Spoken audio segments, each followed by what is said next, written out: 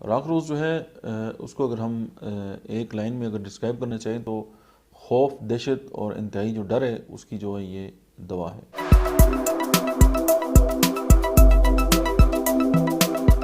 बिस्मिल्लाहिर्रहमानिर्रहीम, अस्सलाम वालेकुम। मेरा नाम डॉक्टर अहमद एजाज़ है और हम आज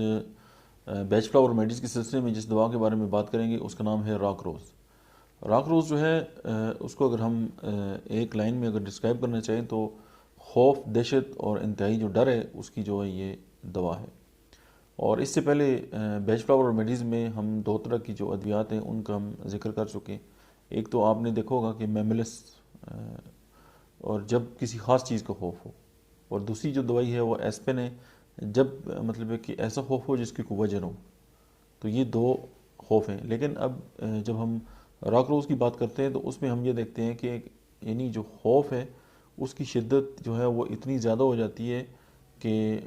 मतलब है कि उसको जो है वो उसके जो ज़हन है वो बिल्कुल मायूफ हो जाता है और उसको समझ नहीं आती वो क्या करे, क्योंकि इसमें जो खौफ है उसकी शिद्दत जो है वो बहुत ज़्यादा हो जाती है। यानी कि इंसान जो है अपने आप को खौफ के सामने जो है वो बहुत ज़्यादा बेबस महसूस करता है। और इस दौरान अगर आप रॉक रोज़ जो है वो इस तरह के पेशेंट को दें तो वो उनका जो ज़हनी तवाज़ुन है उसको जो है वो बहाल करती है और उनको इससे निजात दिलाती है। फॉर एग्ज़ाम्पल, आपके जो इन्वायरमेंट है उसमें ख़तरा है और उससे जो बचने की कोई उम्मीद नज़र नहीं आती। फॉर एग्ज़ाम्पल, जैसे एक पेशेंट है वो डेथ बेड पे है और ज़ाहिर है उस वक्त जो कंडीशन होती है कि उम्मीद ही नहीं होती कि इंसान बचेगा, तो मौत बिल्कुल सामने नज़र आती है। तो उस वक्त जो ज़हनी कैफियत होती है, उस वक्त की जो दवाई हैं उनमें जो है वो वन ऑफ द बेस्ट जो मेडिसिन है वो राक्रोज है।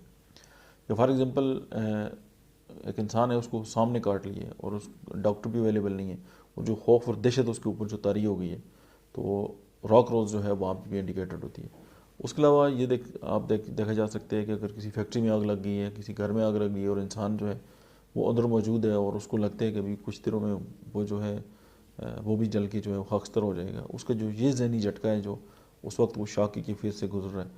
उसको ज़ाहिर है अगर वहाँ से बच जाता है तो ज़ाहिर है एक लंबा अर्सा तक उसके साथ ये कैफियत रहती है। या एक्सीडेंट हो जाते हैं तो उसमें बेयार व मददगार वो है और उसको कोई मतलब संभालने वाला नहीं है, तो उस वक्त जो ज़हनी कैफियत होती है, या ये है कि वो फ्लाई कर रहे हैं और जहाज़ का इंजन फेल हो जाए या जहाज़ के इंजन में आग लग जाए और अनाउंसमेंट हो जाए और उसको लगे कि अभी मेरी मौत मेरे बिल्कुल सामने खड़ी है, तो उस वक्त जो ज़हनी कैफियत इंसान के ऊपर जो तारी होती है उनसे जो है वो उस शौक से निकलने के लिए वन ऑफ द जो बेस्ट मेडिसिन है वो रॉक रोज़ है। और रॉक रोज़ जो है वो इंसान चाहे वो बीमारी की हालत में है या सेहतमंद हालत में है, लेकिन अगर किसी भी इंसान की जो ज़हनी जो सदमा है और उसकी जो कैफियत है वो यानी खौफ, दहशत और इंतहाई डर की कैफियत अगर बहुत ज़्यादा हो जाए तो रॉक रोज़ जो है उससे उसको निजात दिलाने में मावन साबित हो सकती है। Thank you very much.